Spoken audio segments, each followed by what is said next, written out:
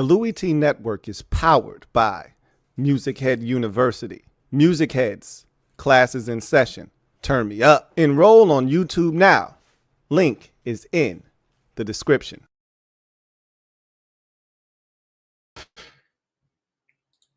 Who else could it be but me, your man, Louie T? Welcome to this very impromptu Command Post live stream. I'm dressed in all black like the Omen, so that means one of two things. Either I'm the bearer of bad news or we just took one on the chin. And unfortunately, today I am the bearer of bad news. Most of you have probably already heard this, but for those of you who have not, Dan Quinn had his press conference today and announced that wide receiver Noah Brown is going to potentially be done for the season with an internal injury. Now, they did not disclose the nature of the internal injury, but it is significant enough to where he's not going to be back for the regular season, and more likely than not, his 2024 season is done. Now, I had a very, very bad feeling about this injury. The last time we saw a player on this team walk to the locker room gingerly in that fashion, we didn't see him on the field for 5 weeks. And that was Cornelius Lucas. So I was very worried, and you could tell I was concerned because if you watched the Commanders Kings videos, every time I was talking with the fellas, I would ask them, have you guys heard anything about Noah Brown? And everybody would go, no. That's another thing from this situation, that it's probably the one good thing from the situation. There could be others, and we'll talk about that. But nobody had this information. Again, it just speaks to how they have their operation buttoned up. If they want something out, it gets out. If they don't want information leaking to the media, nobody knows. Generally, when a guy gets hurt like this, it's being reported by Ian Rappaport, or it's being reported by Adam Schefter, or some, James Palmer, or some kind of reporter with a national credential who is able to get information from someone, some sort of source inside of a building. We didn't get this information from one of those guys. We got this information from the horse's mouth himself, Dan Quinn, when he broke the news at his press conference. They knew the severity of this injury when it happened. It's not like they just got to practice today and, oh no, Noah Brown's injured. What are we going to do? They knew that this man was injured last week. Okay. Right. So I was very worried, and my worst fears were confirmed. Now, there have been a lot of jokes made at the expense of Noah Brown, and a lot of people have been upset at his target share this year and not getting the ball to Terry. But I've said this numerous times. You need to appreciate Noah Brown. We're getting a lot more out of him than any of us could have imagined. This is a big effing deal, okay? This is a big deal. The sky is not falling. The offense isn't going to just fall apart because Noah Brown is injured. But let's be clear. This was our number 2 receiver, and it wasn't close. And I'm not telling you that that's a good thing, but that is what the situation has been. We will rectify that in the offseason, but for who we are and where we are in the process, Noah Brown was our clear number 2 receiver. He was number 3 in targets. He was number 3 in receptions this season. He was number 3 in touchdowns, receptions this season. He was number 2 in yards per catch. This is a pretty effing big deal, okay? So the immediate response that I had to this, because I thought about this when the guy was first cut, was, let's go get KJ Osborne, right? I mean, that's the immediate, easy, low-hanging fruit reaction for any fan. You saw him get cut by the Patriots. It's a mutual parting of ways the other day. And you're like, hey, there's an option. And then I heard the dreaded sentence from DQ, and I'm not actually upset about this. I heard the dreaded sentence that I've heard 2 or 3 other times this season when they did nothing, which is, we have a deep crew. Okay. We have a deep crew. So, in effect, what that means is we're not going to do anything. We're going to roll with what we have. Okay. Now, I could be wrong about this, but just keep this in mind. They knew about this injury last Sunday, not the Sunday that just passed, the Sunday prior when he got hurt against Tennessee. They knew about that, if not that night, the next day on Monday. They knew the severity of this injury. And if they were going to do something, they had all last week to poke and probe around. And then soon as KJ Osborne hit the streets, they could have jumped on it. You know what they did?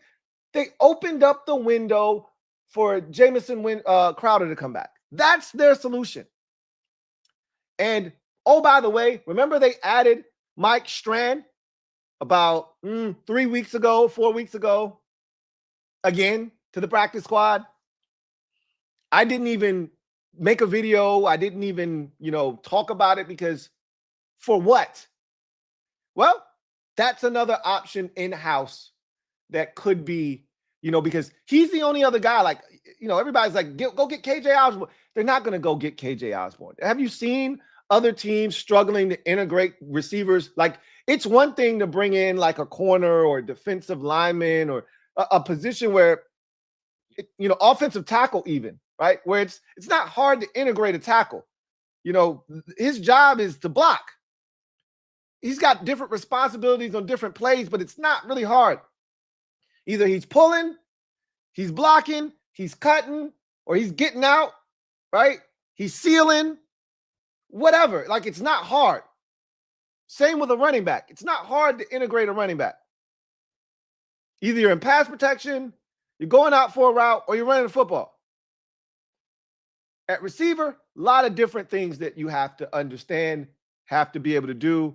I don't see them adding someone at this juncture of the season. I'm just going to be honest with you. Okay. The Ravens are having issues with Deontay Johnson. They had to suspend him. He didn't want to go in the game, right? I'm watching Mike Williams struggle with the Steelers. He did have the touchdown against us. It was a 9-ball. Like, all you do is run straight. But he's struggling to acclimate himself in Pittsburgh. And like I said, you look around the league at all the trades that have been made and all the guys that have been acquired via trade, and how many of them are actually having impacts with those teams as we sit here 6 weeks removed from the trade deadline. Not many. Not many. So adding a guy this late in the season, probably not going to have the impact that a lot of us are looking for. They're going to roll with their deep crew, okay? I'm just going to let you know right now. They're going to roll with their deep crew. And my guess right now is that you're going to see some form of Dyami Brown as your number 2. Remember, before the season started, when we were in the preseason, who did we think was going to be our number 2 receiver? Not Noah Brown, but Dyami Brown. What can Brown do for you? We weren't sure what Brown was going to do for us, but we ended up having Noah Brown save the day in week 2. And from that point forward, he's been massive for us. Not just as a pass catcher, he's also a really good run blocker, one of the better wide receiver run blockers in the NFL. Go look at the Brian Robinson Jr. 40-yard touchdown versus the Titans. Like, he's got a big block on that play. With that said, my expectation is that Noah Brown steps into the number 2 wide receiver role. And, you'll see guys rotating into that space. And it may not be the worst thing in the world that we're going to see guys like Noah Brown and maybe even Luke McCaffrey get opportunities on the outside. Like, it's not like Noah Brown was this dynamic, game-changing receiver. How many times did we throw go balls to this guy and he couldn't separate vertically? He drew the most pass interference penalties of any player on this team. That is another thing that he brought to the table. Whether you liked it or you didn't like us throwing it deep to him, there were results. There weren't many of him catching the football, but there were results that favored the Commanders. If you put Dyami Brown out there like they did against Cleveland, where he was able to run past the defender and catch a touchdown pass, maybe there's more opportunities for that vertical shot outside to actually net us a catch and run or a touchdown, etc. So it may not be the worst thing in the world. I think I'm a bigger Dyami Brown fan than most. I think that if given more opportunities, he can make plays, right? Yeah, he had to drop against the Steelers. I'm fully aware. Noah Brown had drops this season. Before he caught the Hail Mary versus the Bears, he had like 3 or 4 drops in that game. So all I'm saying is there could be a silver lining here. There could be light at the end of this very dark tunnel right now. This is bad news coming out of the bye, right? You get some great news, and Marshawn Lattimore is going to make his Commanders debut more likely than not. And you can't even enjoy that good news because whoop, here comes some bad news to counteract that good news with Noah Brown being done for the season more likely than not. And your initial reaction as a fan, hey, why not go get a receiver? That's the easy thing to ask yourself. I've come to the realization that it's not as easy at the receiver position to just drop a guy in and have him produce for you. And I'm looking around the NFL at all of these trades that have taken place at the receiver position in particular, and I'm just not seeing the production. I'm not seeing guys being integrated well into these different, offenses.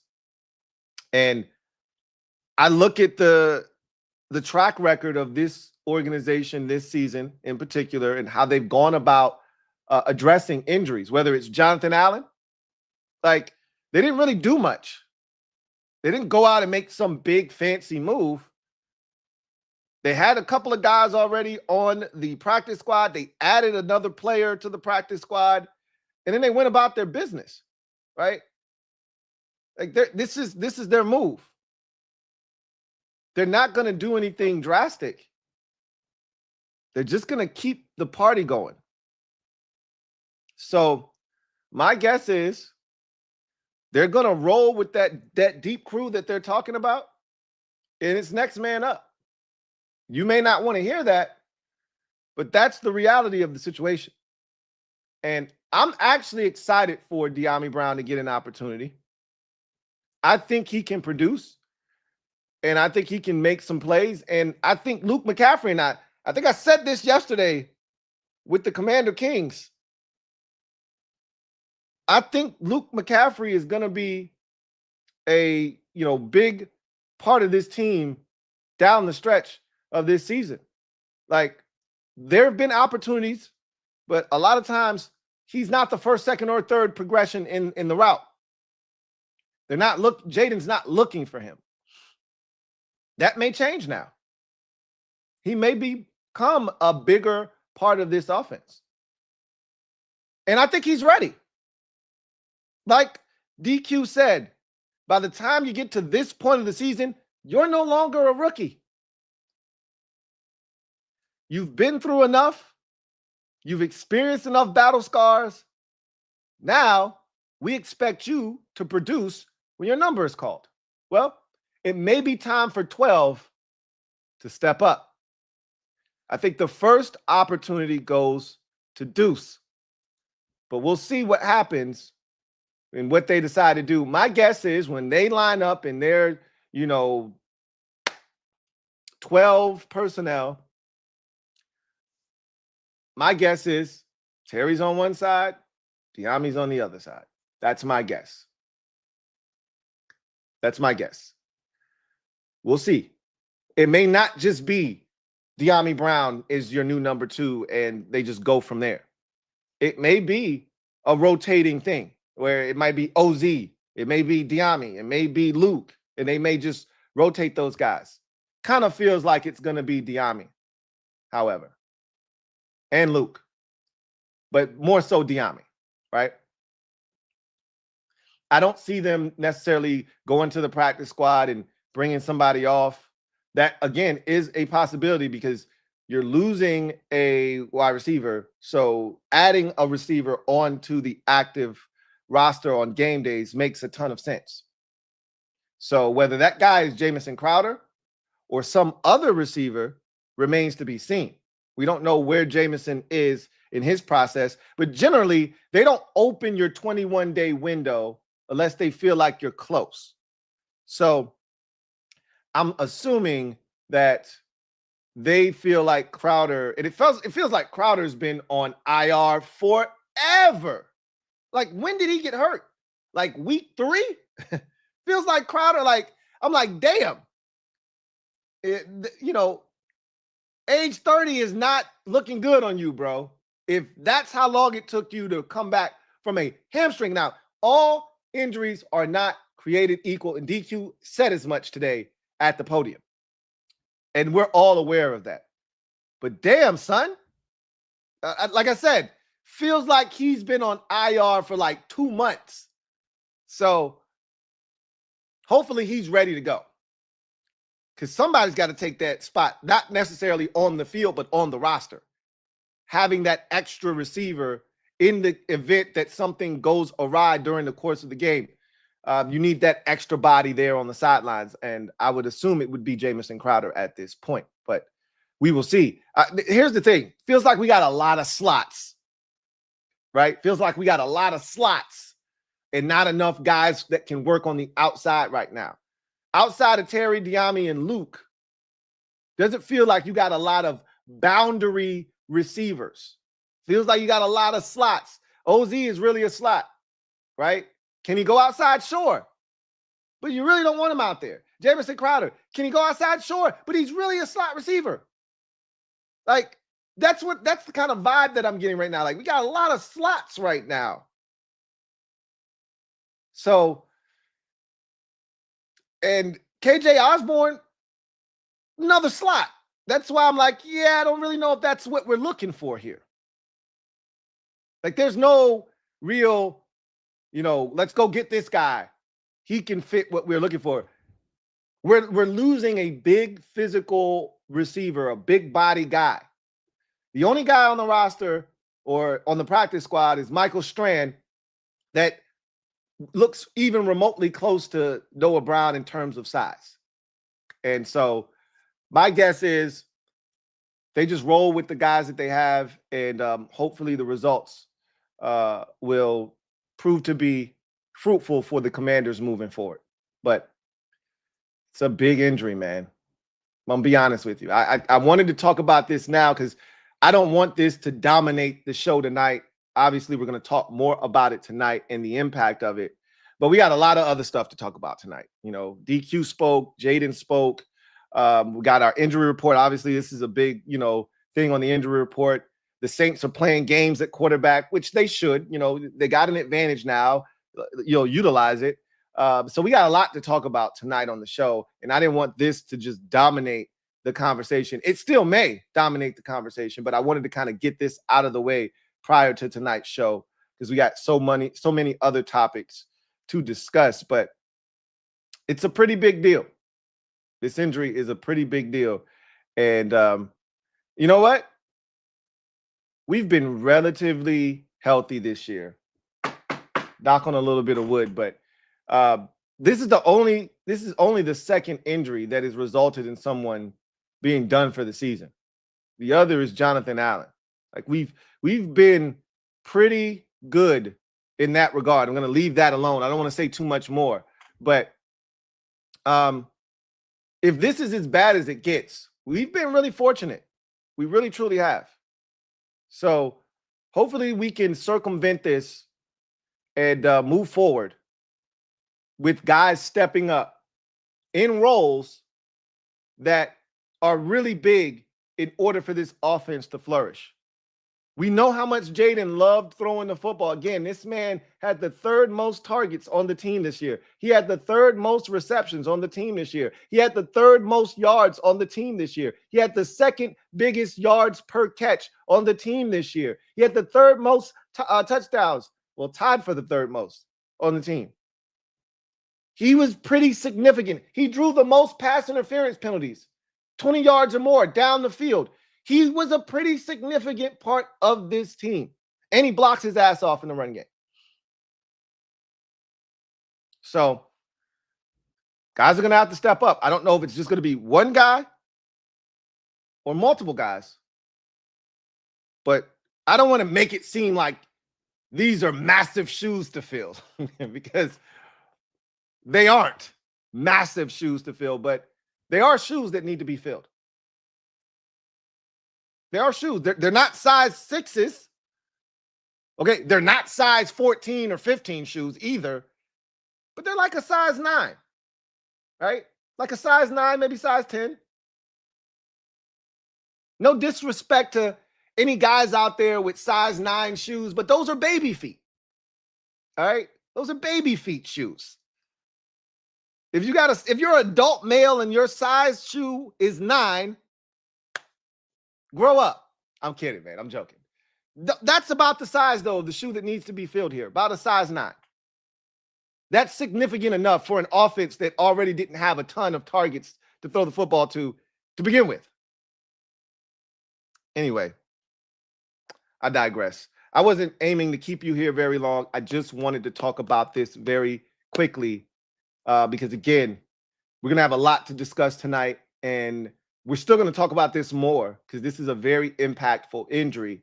But don't look, the overarching theme here from me is don't look for them to do something. If that's what you're aiming at, you're going to be very disappointed. I'll be shocked. I'm not telling you that they're not going to do anything, but keep this in mind. And I said this at the top of the show. They didn't just find this out today. They knew about this last Sunday. If not last Sunday, the very next day after it occurred, and they probably went and had him have x-rays right at the stadium, and then they probably had him have an MRI the next day to confirm the issue. And once they had all the information, they knew the severity of this injury. And they did nothing. So the expectation should be from you that they're going to do nothing. Okay? But that may not be a bad thing. I just want you to keep that in mind. That may not be the worst thing in the world. I'm looking forward to seeing Dyami Brown get a bigger opportunity. We had this discussion about Dyami Brown, a week or two ago, about could he be back next season? Do you want him back? Well, this could go a long way in Dyami Brown determining whether he's back here next year or playing somewhere else. How he plays during this stretch run and potentially into the postseason could go a long way in them determining what kind of value does Dyami Brown have to us. We'll see. Time for one of these Rivera picks to step up and do some shit, right? Well, here's an opportunity. Here's a big, big opportunity. Hopefully, Luke also seizes this opportunity as well. Frankie, yo, thank you for the super chat. Greatly appreciate you. Thank you for being a member of the MOBB, who writes, this is what my grandpa would call a real crying shame. Prayers up for the man. Internal injury plus DQ's dejected demeanor spoke volumes. Hope he's okay. Yeah, DQ said this one hurts. This one hurts bad. He's like, this one's a pretty big gut punch. Right? And DQ didn't try to hide it. Like, yeah, this one stings, right? Because he not only was a significant part of the pass game, he was a big-time blocker, and he was a big-time guy in the locker room as well. So this one's threefold. So we'll see how they, look to address this. My guess is, much like his injury, they're going to address this internally. So we'll see what happens. They say it's next man up in the league. Time for those next guys up to step up, if you know what I mean. But in any event, I digress. That's going to do it for me, your man Louie T, here on this quick impromptu Command Post live show. You know what it is. Post up. Take command. Rough news on the first day back of practice from the bye week. You know, excitement was high. You're getting Lattimore back, and then boom, gut punch. But as we have all year long, we will respond to adversity. That's what this team has done. And I don't think that that's going to change here either. So I'll see you guys a little bit later on tonight for the Command Post, or not the Command Post, for Commanders Nightly News Live. We'll have so much to talk about, including this topic, so much more. And so, yeah, pretty tough break for the Commanders, but we'll be okay. We'll be okay. But it is a big deal. Don't want to minimize his role on this team this year. Anyway, I digress. You guys get out of here. Enjoy the rest of your day, and I will see you guys next time. Take care.